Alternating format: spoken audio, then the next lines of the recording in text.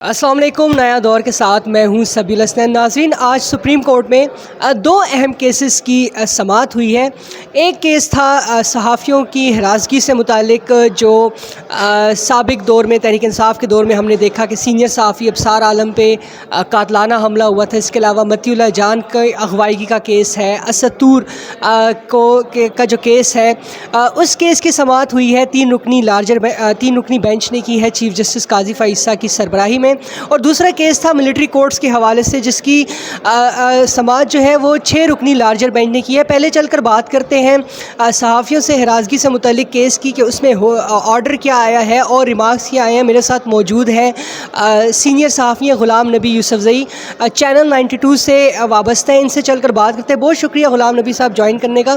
یہ بتائیں کہ صحافیوں کی ہراسگی سے متعلق آج جو کیس تھا، اس میں کیا بڑی خبر نکلی آج؟ بڑی خبر تو یہ نکلی ہے کہ 2021 میں ایف آئی اے نے عامر میر اور عمران شفقت کے خلاف جو مقدمہ درج کیا تھا، تو آج اٹارنی جنرل نے بتایا ہے کہ وہ مقدمہ نہیں بن رہا تھا، اور انہوں نے کہا کہ ایف آئی اے جو کنسرن کورٹ ہے، ٹرائل کورٹ ہے، اس میں جو ہے نا درخواست دائر کرے گی وہ مقدمہ واپس لینے کے لیے۔ تو اس میں وہ بڑی خبر یہی ہے، اور ان کے خلاف جو ہے نا پیکا جو ایکٹ ہے اس کے خلاف کارروائی ہوئی تھی، اور ان کے خلاف بھی یہی الزام تھا کہ اداروں کے خلاف اور انسٹیٹیوشنز اور افراد کے خلاف، پرائیویسی کے خلاف، اور ان کی جو ڈیفیمنگ الفاظ تھے ان کے، تو اس پر ان کے خلاف پیکا ایکٹ کے تحت جو ہے نا وہ ایف آئی آر درج کی گئی تھی، اور مقدمہ جو ہے نا وہ ان کے خلاف چل رہا تھا۔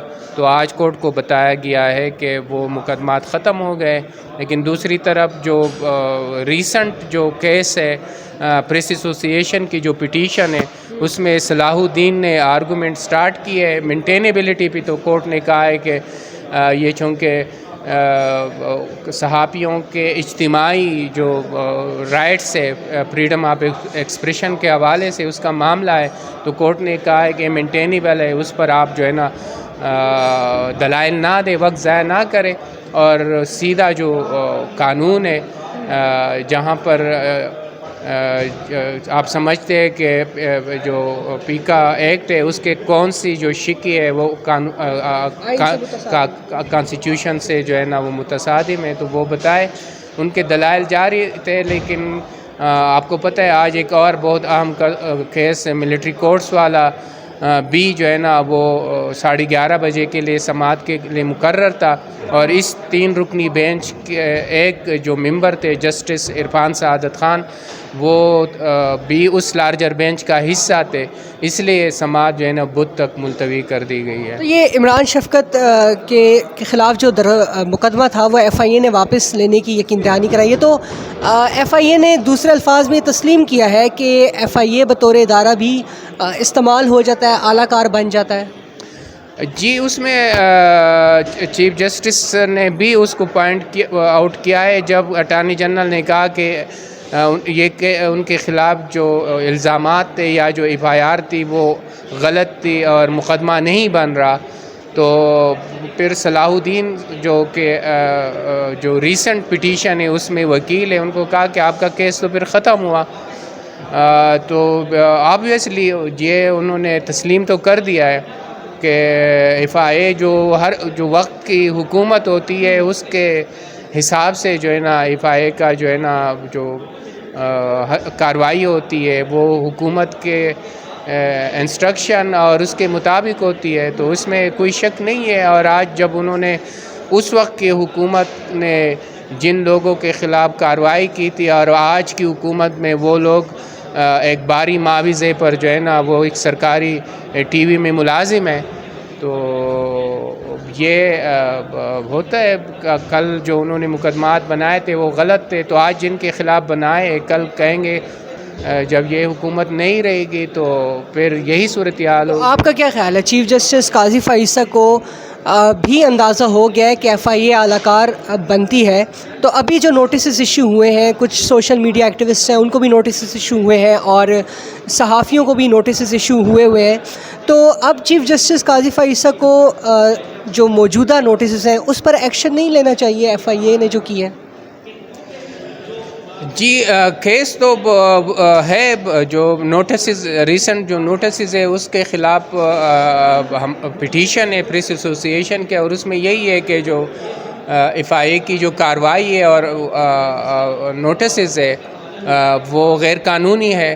تو یہ کیس تو ان کے سامنے ہے. اب کورٹ نے دیکھنا ہے کہ جو ہماری درخواست ہے وہ منظور ہوتی ہے یا نہیں ہوتی. لیکن جو ایک چیز ہے وہ یہ ہے کہ ہر وقت میں صحافیوں کے ساتھ یہی ہوتا رہا ہے. کچھ صحافی ہوتے ہیں جو کسی ایرا میں ایک حکومت کے خلاف ہوتے ہیں تو ان کے مقدمات کے خلاف بن جاتے ہیں. جب وہ ایرا ختم ہو جاتا ہے تو ان کے مقدمات ختم ہو جاتے ہیں. پھر جو نئے لوگوں کے خلاف مقدمات بننا شروع ہو جاتے. تو ہونا تو یہ نہیں چاہیے، کیونکہ اداروں کو قانون کے مطابق چلنا چاہیے اور حکومت کی خواہشات کے مطابق نہیں چلنا چاہیے. اور یہ تو کورٹ نے آج آبزرویشن بھی دی ہے کہ بدقسمتی سے ہوتا رہا ہے پاکستان میں، اس طرح جو ہے نا یہ ہوتا رہا ہے. تو اچھا، دوسرے کیس پر آ جاتے ہیں. ملٹری کورٹس کے حوالے سے جو کیس ہے اس کی آج کیا ڈیٹیلز ہیں؟ اس میں تو جو اہم جو پیش رفت ہے وہ یہ ہے کہ آج کورٹ نے اٹارنی جنرل کو کہا ہے کہ وہ جو 103 لوگ ہیں جن کا ملٹری کورٹ میں ٹرائل ہو رہا ہے، تو ان میں کتنے لوگ ہیں جو کہ بری ہو رہے ہیں، جن کے خلاف مقدمہ نہیں بن رہا، اور کتنے لوگ ہیں جن کو 382 کا جو بینیفٹ مل رہا ہے. یعنی ان کی سزا بہت کم ہے، اور اگر ان کو سزا ہو بھی جاتی ہے تو وہ معافی میں ملا کے جو ہے نا ان کے جو ہے نا ایکویٹل ہو جاتی ہے. تو ان کی تفصیل مانگی ہے. اور دوسرا یہ کہا ہے کہ اگلی سماعت جو کہ جمعرات کو مقرر ہے اس سے پہلے کورٹ کو کہا ہے کہ جو ممکنہ جو 103 لوگوں میں جن کی رہائی ہو سکتی ہے اور جن کو 382 کا بینیفٹ مل رہا ہے، تو ان کی جو کیسز ہے ان کو دیکھا جائے اگلی سماعت سے پہلے، اٹارنی جنرل کو کہا ہے. تو یہ مین پیش رفت ہے. دوسرا جو اس میں جسٹس شاہد وحید نے کوشچن اٹھایا ہے کہ یہ جو کیس ہے یہ فیڈرل لا کے، کیونکہ آرمی ایکٹ ایک وفاقی قانون ہے اور ان کے 2 شقوں کے بارے میں ہے کہ یہ انکانسٹیٹیوشنز ہے. تو اس میں جو پرائیویٹ اپیلانٹ آئے اور جو صوبائی حکومتوں کی اپیل ہے وہ کس طرح جو ہے نا مینٹینیبل ہے، قابل سماعت ہے، کیونکہ یہ تو ان کا معاملہ ہی نہیں ہے. تو اس پر اور یہ جو آرڈر ہے اس میں بھی یہ کوشچن پٹ کر دیا ہے کہ جو پرائیویٹ اپیلانٹ سے اور جو صوبائی حکومتیں اور ادارے ہیں وہ اس میں کس طرح جو ہے نا ان کی اپیلیں جو ہے نا وہ مینٹینیبل ہے. دوسرا جو اس میں رسپونڈنٹ جواد خواجہ جو کہ مین پٹیشنر تھے، ان کے پٹیشن پر جو ہے سپریم کورٹ نے جو سویلین کا ملٹری کورٹس میں ٹرائل تھا اس کو اللیگل ڈکلیئر کیا تھا، اور پھر ایک میجورٹی فیصلے کے ذریعے جو 2 شقیں تھی آرمی ایکٹ کے ان کو بھی کالعدم کر دیا تھا. تو اس نے جو موجودہ بینچ ہے اس پر اعتراض اٹھایا ہے، اور انہوں نے کہا ہے کہ کم از کم جو ہے نا 9 رکنی بینچ کو جو ہے نا یہ اپیلیں جو ہے نا سننی چاہیے. تو یہ اور انہوں نے تو اس استدعا پہ بینچ کا کیا کہنا ہے؟ اس میں انہوں نے کہا، بینچ نے کہا کہ آپ درخواست اس میں جمع کریں، اور اس کمیٹی، کیونکہ بینچ کے جو پریکٹس اینڈ پروسیجر ایکٹ کے بعد جو بینچ کی تشکیل کا جو معاملہ ہے وہ اب 3 رکنی کمیٹی کے پاس ہے. تو اس کے انہوں نے کہا کہ آپ اس پہ درخواست دیں. اور جو اس میں لاہور بار ایسوسیشن کی طرف سے حامد خان نے امپلیمنٹ کے لیے درخواستیں دائر کی ہے، تو اس پر کورٹ نے نوٹسز جو ہے نا رسپانڈنٹس کو جاری کر دیے ہیں۔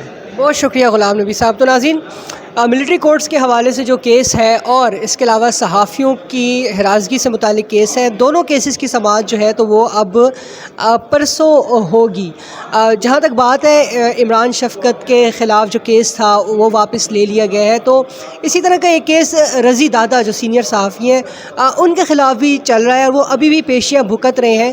اب دیکھنا یہ ہے کہ کیا وہ کیس بھی واپس لیا جاتا ہے یا نہیں۔ فی الوقت کے لیے اتنا ہی، اللہ حافظ۔